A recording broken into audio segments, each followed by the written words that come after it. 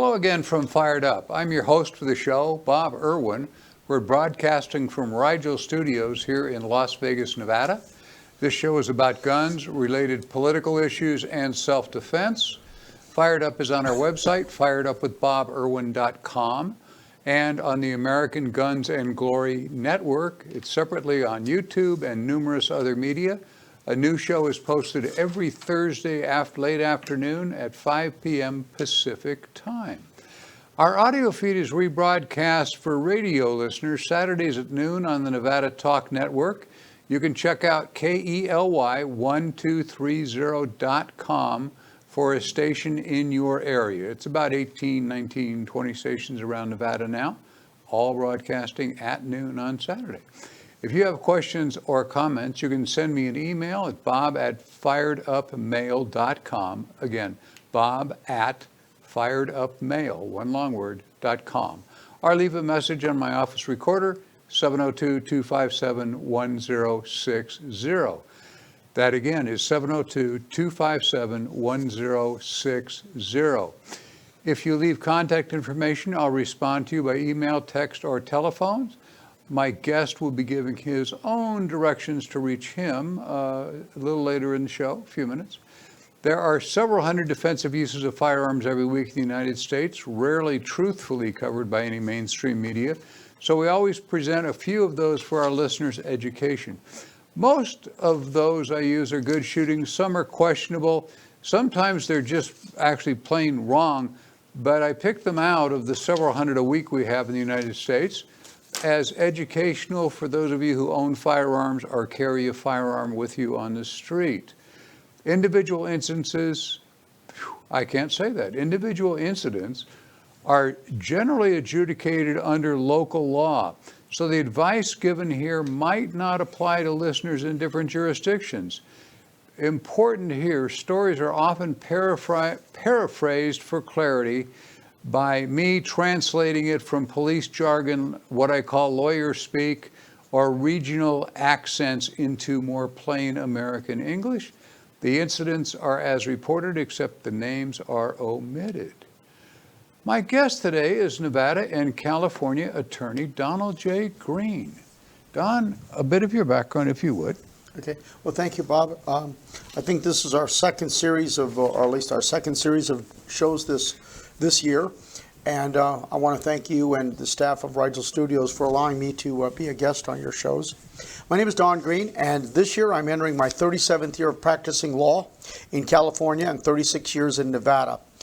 The emphasis of my practice is criminal defense, focusing on firearms, and also administrative procedures involving firearms, representing federal firearms licensees, representing individuals who are seeking to obtain firearms but may be denied or delayed because of something in their background. And we do thorough investigation of that prior to filing anything, so that when my clients come in, you're always welcome to call me at 702-409-8239. So as with this week, we had two separate sets of people coming in who had been denied or delayed on some firearms, and we worked through those issues to see if we could develop a viable solution to their problems. We have to get some additional material, which you're welcome to call me. We'll develop a plan if we can help you. Thank you, Bob. All right. This first story comes from WECT TV News 6 and also bits from WWAY TV 3, was reported on January 7th this year in Wilmington, North Carolina. An incident happened just after 12:30 Monday afternoon in the 1500 block of Honey Tree Lane in what they call the Monkey Junction area of Willoughby Park. I had to use this story just because of the picturesque name. Jessica Williams, a spokesman for the Wilmington Police Department, said the victim arrived home and found her front door ajar. She entered the home and heard someone moving from room to room. She grabbed her handgun, searched, and found the intruder hiding behind her bed, actually in the crack between the wall and the bed. He was laying down in that area. She confronted the suspect and actually then shot him. He was later identified as a 37-year-old. He was taken to the hospital and remains in critical condition as of the last report. According to online records, the burglar was arrested in New Hanover County in 2018 on burglary charges and was accused of burglary and larceny in 2015 in Charleston, South Carolina. The police spokeswoman said the homeowner will not be charged.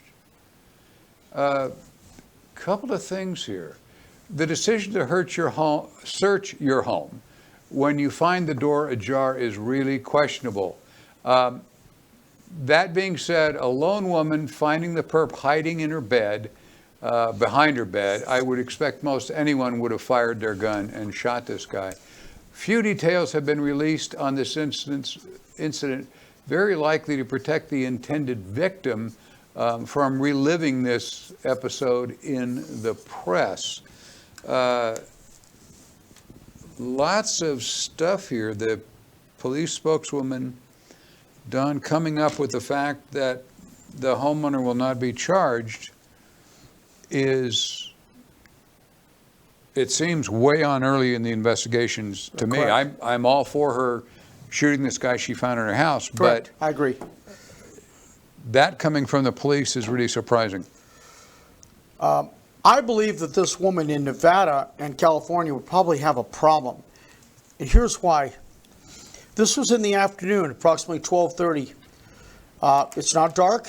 It's not a dark and stormy night. It's not raining. She's not carrying a bunch of groceries. She's not tagging along her children or her grandchildren in tow. But she found the front door open. You're right. The issue is, was her action reasonable at that moment? And by her grabbing the firearm, she grabbed her firearm and then she searched and found the perpetrator hiding where he was, not having a weapon. Am I correct? There's no weapon listed in any police reports. There is no articulation of anything other than bare fear. Under Nevada and California law, bare fear, I was in fear for my life, is insufficient.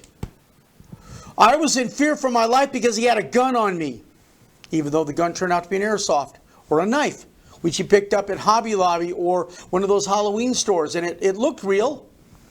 Or it turns out to be a flare gun with no cartridge in it, but it still looks like a firearm to a woman. There's no report of that she articulated any of those threats. And although she's in her home and the Castle Doctrine protects her, the Castle Doctrine does not make you immune just because someone's in your home. You don't have to shoot. Remember, she went looking for her firearm. She grabbed her handgun, we don't know where, searched, and then found the intruder. Within the past 6 months, we have an example of a police officer who lived in some apartments in Texas. Right. The police officer then goes home, goes up to her, what she believes to be her apartment, not noticing the floor mat wasn't hers, opens the door or sees somebody and shoots him. Well, she's facing murder charges right now. And is this the case where the judge actually hugged the police officer after sentencing her? I believe it was. Most yes. unusual. Yes. But the thing is that police officer, female, was charged with murder or manslaughter or a second-degree murder. And in California and Nevada, I can see, definitely in California, some possible charges against this woman because she didn't have to shoot. So that might take away her self-defense. Because remember, it looks like she's the initial aggressor. And even in Nevada, if you are the initial aggressor, and then it looks like you're being taken advantage of, you must endeavor to try to move away. There's an exception to our stand your ground, and that is under our statute. When you're the initial aggressor, you must do everything you can to get away from him before the administration of that deadly blow, using language of about 100 years ago in Nevada. So, with the current administration in Las Vegas, I think this woman may face charges. We have a former police officer, detective, here in Las Vegas on $1 million bail, who was charged with shooting her ex-son-in-law several times. And because you reverse the situation, she was in the house while he was coming into the house. So I think that this presents a question where all your listeners, all your viewers have got to go to some additional training and learn that you've got to articulate more than bare fear. Otherwise, you're going to be doing a lot of prison. Exactly. This is going to be a very, very tough case. And as I said at the beginning, I'm really surprised the police decided this was a valid shooting right off the bat. That wouldn't happen in any jurisdiction that I've ever worked in. There'll be a hard look at this. Anyway, we're going to pause just for a second for a brief word from some of our friends and associates. Don't go away.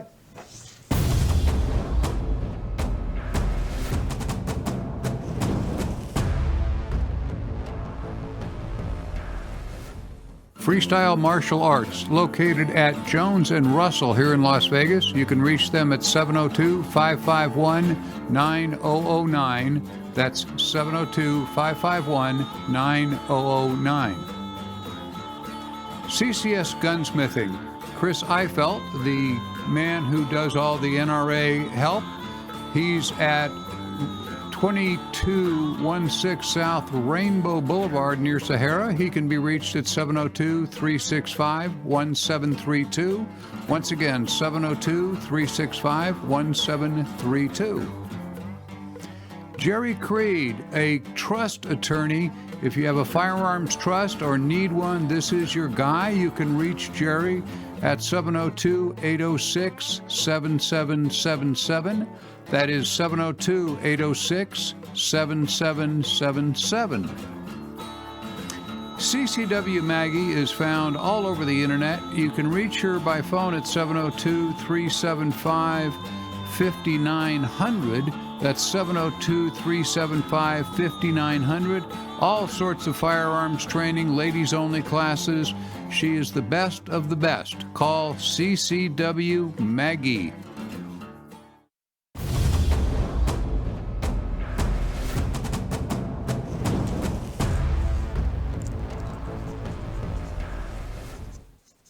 And we are back. This next story comes from WISH, WISH, TV Crime Watch 8, reported January 4th of this year in Columbus, Indiana. Police say a local resident fatally shot a person who confronted him with a baseball bat in his own home. Officers with the Columbia Police Department were called to a home in the 2000 block of Home Avenue around 1 a.m. in the morning on a report of shots fired. Officers arrived to find a man with multiple gunshot wounds inside the house. The man was taken to an area hospital where he unfortunately was pronounced dead.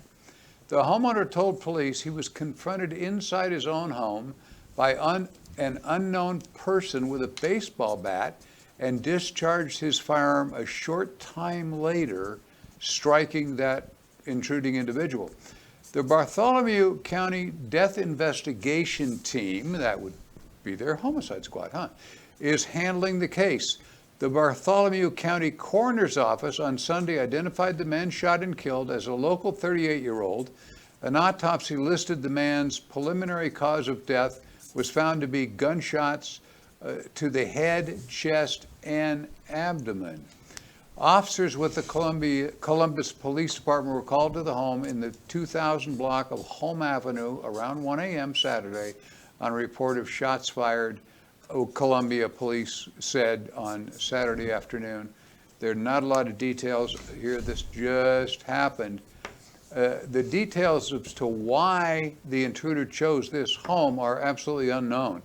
The resident confronting the intruder with a baseball bat around 1 in the morning is clearly in danger of great bodily injury or death. I would expect the short delay, the police report mentioned there was a short delay between the confrontation and the shooting, that indicates to me there was some kind of request that the guy leave, or a warning was of some type was given before the shooting. Something went on here, like, if you don't leave, I'll shoot you, and the guy raised the bat or moved in a manner that he suspected he was about to get hit. We'll know in a few months on this one. Another interesting case. Yes, Guy with a baseball bat, pretty clearly a threat. possibly.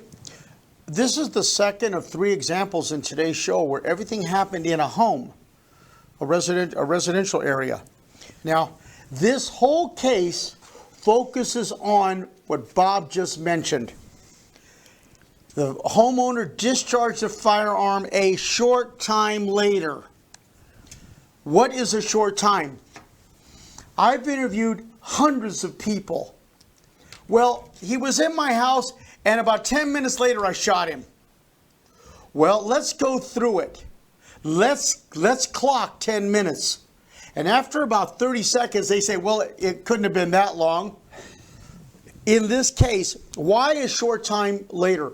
Because when you're going to use a firearm, even in your home, even at 1 a.m., even seeing the guy with the baseball bat, you need the threat, the shooting, everything needs to be immediate in that area of in that area where we define as the ambit of great bodily injury or threat of death, right there at that moment. Not when Bob says, oh, like Bob points out, oh, I'm going to shoot you, and if you don't do it in 30 seconds, or I'm going to count to 3 and shoot you. That's not how it is. So what I pointed in here, that is the single critical fact in this entire case, because that's going to open up a civil lawsuit. And like what Bob says, behind every bullet there's a lawyer. And this family of this person who has been shot in the head, chest, and abdomen, this family is certainly going to sue. They're going to do everything they can. What can you do as the homeowner? What can you do as the concerned citizen? You need to go to some training. For example, CCW Maggie on this, who advertises on this show, has some training courses, and they have them in California. I believe it's called firearms protection training. You can see them at the gun show coming up in a few weeks. But the thing is that they've got some stress training.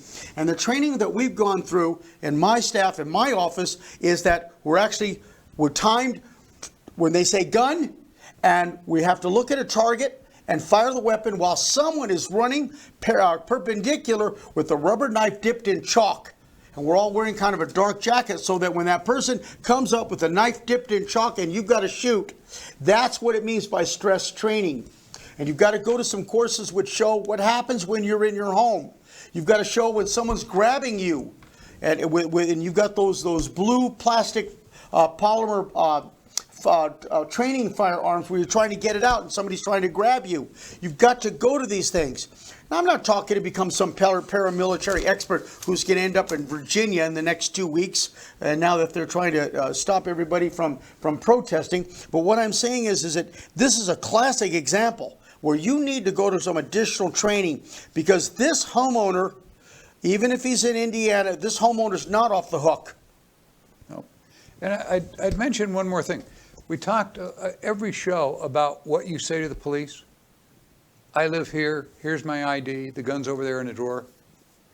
One comment he made to the officers, homeowner told police a short time later he fired.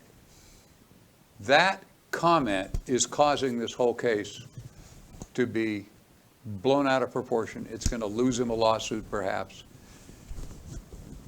I don't want to make a statement until I calm down and talk to my attorney. You're done. That's it. Hang on now for another brief word from some of our friends and associates. We'll be right back with our last story. Don't go away.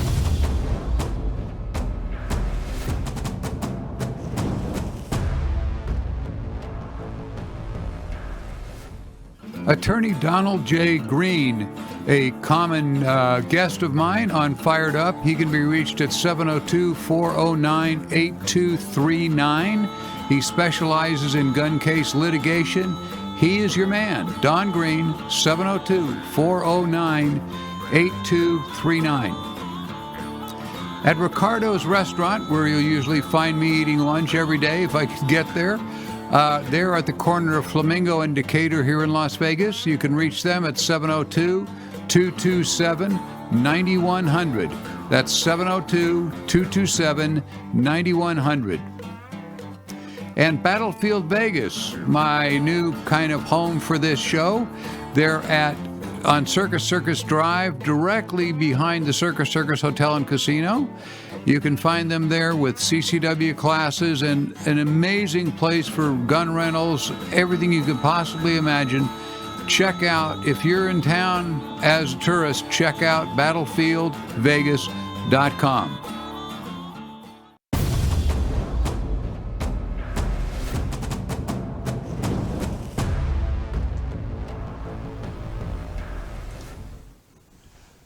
This last story comes from KJCT TV8. ABC News reports on January 7 this year, 2020, in Montrose, Colorado. A man who lives south of Montrose faced a startling situation after Christmas when he came home and found an armed burglar in his own cabin. The resident involved here is a missionary. He lives at a place called Mountain Top Retreat, where he also works. He says he came home with his wife on December 27th and immediately knew something was wrong. He let his dogs run into his house and they led him to a young man hiding in a bedroom. The young man was armed with a pistol, which he pointed directly at this missionary. The intended victim said he is a concealed carry holder and was able to detain the burglar with no bullets being fired. But he told us the whole situation could have been avoided. If he had knocked on my door, he would have gotten a meal, he would have gotten a bed to sleep in. I would have put him in touch with the local sheriff and let him work out his problems. But unfortunately, that's not how it worked out, but at least he didn't get shot and he didn't shoot me. The case was handled by the Ouray County Sheriff's Office. No information was given out as to the suspect's name or age, which is standard. Nobody was hurt in this case, so it doesn't become a big deal. It appears that a caring victim who had the good sense to be armed and trained, had it become necessary to shoot, I expect the disruption to his and his family's life would be more difficult than most folks. But this is a great example of why good guys with a gun are needed. Mr. Green.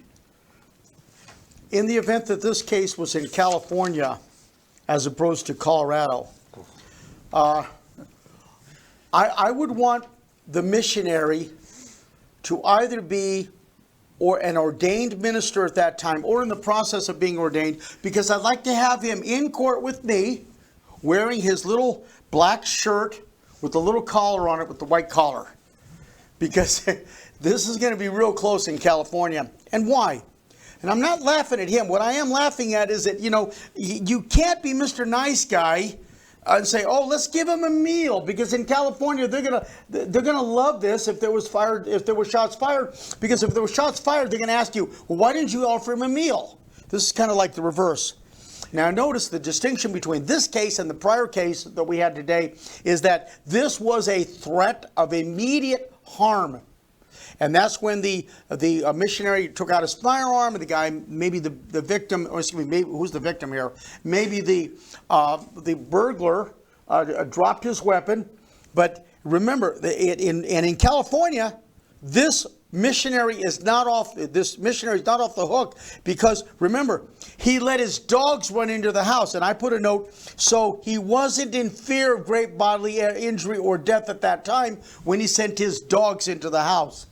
So this is going to be close in California for a possible assault with a deadly weapon. Maybe even Nevada, but I don't think so in Nevada. But we've got a rather liberal district attorney's office when it comes to firearms and the display of a firearm. So this is a close case. It could well be in a lot of jurisdictions. I applaud the guy for doing what he did. This is a truly nice person, and if you had to defend him, you're defending a truly nice person. Yes, that's why I want him looking like he's an ordained minister or in the process of being ordained. And you're in a jurisdiction where somebody actually cares about that, about who you are and why you did what you did. But that comes up in a lot of cases. Why did you do this? And if you have a plausible answer for the why, that says, myself, my family, we're going to be killed or injured, that's what defense attorneys want. You got to give them some kind of hook. Don't ruin the case with your own mouth. Again,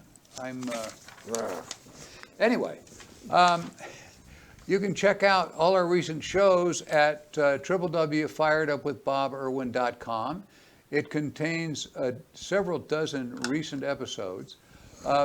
Please patronize our friends and supporters who had their little says in the middle of this.